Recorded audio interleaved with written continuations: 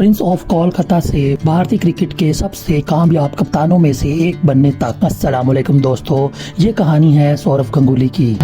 जब भी भारतीय क्रिकेट की तारीख के अजीम तरीन कप्तानों का जिक्र होता है तो एक नाम हमेशा नुमाया नजर आता है और वो है सौरव गंगुली। इन्हें दुनिया भर में दादा और प्रिंस ऑफ कोलकाता के नाम से जाना जाता है। सौरव गंगुली सिर्फ एक शानदार बल्लेबाज नहीं बल्कि वो एक ऐसे कप्तान थे जिन्होंने भारतीय क्रिकेट की सोच, इत्मीनान और खेलने के अंदाज को बदल कर रख दिया।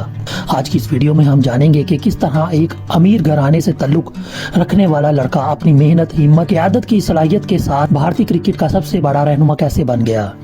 सौरव चंद्रराज गंगुली 8 जुलाई 1972 को भारत के शहर कोलकाता में पैदा हुए। इनके वालिद चंद्रराज गंगुली एक कामयाब कारोबारी शख्सियत थे, इसलिए सौरव का बचपन माली मुश्किलात के बगैर गुजरा, लेकिन आरामदाह जिंदगी के बावजूद इनका दिल हमेशा खेल की तरफ माइल रहा। इब्तिदा में सौरव को फुटबॉल खेलने का शौक था क्योंकि कोलकाता में फुटबॉल बेहद मकबूल था, लेकिन इनके बड़े भाई सनाशेष गंगुली क्रिकेट खेलते थे और उन्हीं की वजह से सौरव ने भी बैट हाथ में उठा लिया। जल्द ही कोचेज ने महसूस किया कि ये लड़का गैर मामूली सलाहियत रखता है, खासतौर पर ऑफ साइड पर खेलते हुए शाटे मारता है। इनको कवर ड्राइव और पेयर ड्राइव इतनी खूबसूरत थी कि लोग इन्हें देखकर दाद दिए बगैर नहीं रहते थे। घरेलू क्रिकेट में शानदार कारकर्दगी के बाद सौरव को 1992 में पहली बार भारतीय टीम में शामिल किया गया। ताहम इनका आगाज तवक्कुआत के मुताबिक ना रहा और सिर्फ एक वनडे मैच खेलने के बाद इन्हें टीम से बाहर कर दिया गया। ये किसी भी नौजवान खिलाड़ी के लिए बड़ा धचका था, लेकिन गंगुली ने हार नहीं मानी। उन्होंने मजीद मेहनत की, अपनी खामियों पर काम किया और घरेलू क्रिकेट में मुसलसल रन बनाते रहे। 4 साल बाद किस्मत ने इन्हें एक और मौका दिया। 1996 में इंग्लैंड के तारीखी मैदान में लॉर्ड्स में इन्होंने टेस्ट डेब्यू का मौका मिला। बहुत से लोगों को यकीन नहीं था कि वो कामयाब होंगे, लेकिन सौरव ने अपने पहले ही टेस्ट मैच में शानदार 131 रन बनाकर सबको हैरान कर दिया। इससे भी ज्यादा हैरत अंगेज बात यह थी कि अगले ही टेस्ट में उन्होंने 136 रन बना दिए। मुसलसल 2 सेंचुरियों ने उन्हों को रातों रात शोहरत दिला दी। गंगुली की बैटिंग में खूबसूरती, इत्मीनान और क्लास नुमाया थी, खासतौर पर ऑफ साइड, और इनकी महारत की वजह से इन्हें गार्ड ऑफ दी साइड कहा जाता। वक्त गुजरता गया और भारतीय टीम के अहम तरीन बल्लेबाज बन गए। फिर साल 2000 आया जब भारतीय क्रिकेट में मैच फिक्सिंग स्कैंडल की वजह से शदीद बुहरान का शिकार थी। शायकीन का इत्मीनान खत्म हो चुका था और टीम को एक ऐसे लीडर की जरूरत थी जो नई सोच, नया हौसला दे सके। इसी मुश्किल वक्त में सौरव गंगुली को भारतीय टीम की कप्तानी सौंपी गई। उन्होंने नौजवान खिलाड़ियों पर इत्मीनान किया।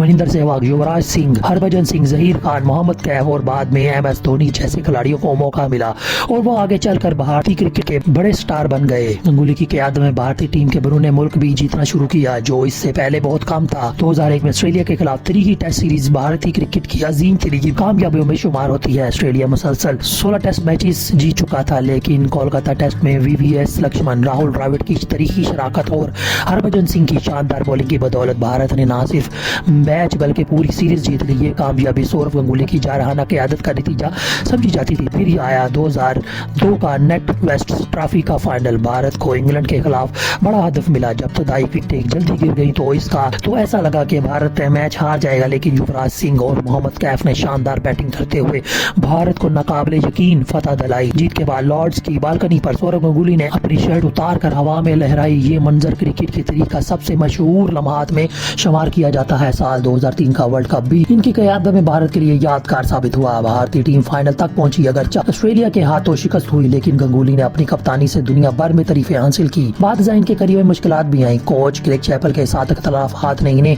टीम से बाहर कर दिया। बहुत से लोगों ने समझ लिया कि इनका कैरियर खत्म हो चुका है, लेकिन गंगुली ने एक बार फिर साबित किया अजीम खिलाड़ी कभी आसानी से हार नहीं मानते। उन्होंने घरेलू क्रिकेट पर रन बनाने शुरू कर दिए और रन के अंबार लगा दिए। दोबारा भारतीय टीम में वापसी की और वापसी के बाद उन्होंने कई अहम इनिंग्स खेली और साबित किया कि इनमें अभी भी बहुत क्रिकेट बाकी है। आखिरकार 2008 में उन्होंने बैनुल-अक़वामी क्रिकेट से रिटायरमेंट का ऐलान कर दिया। अपने आखिरी टेस्ट मैच में उन्होंने जिम्मेदाराना बैटिंग करके शायकीन को खूबसूरत यादें दी। रिटायरमेंट के बाद सौरव गंगुली क्रिकेट से दूर नहीं हुए, बल्कि उन्होंने कमेंट्री, इंतजामी जिम्मेदारियां और बाद में भारतीय क्रिकेट के आला इंतजामी ओहदों पर काम किया। उनकी क़यादत में भारतीय क्रिकेट ने जदीद दौर में भी कई अहम फैसले किए।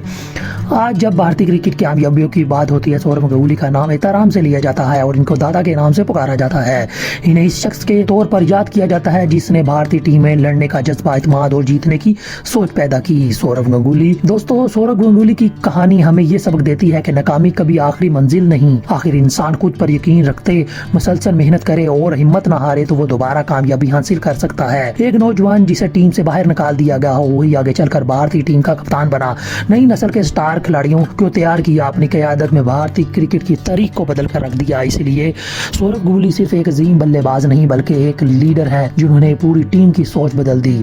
अगर आपको ये कहानी पसंद आई है तो सब्सक्राइब जरूर करिएगा और मजीद क्रिकेट के लेजेंड को बारे में जानने के लिए हमारे साथ जुड़े रहिएगा। अल्लाह हाफिज़।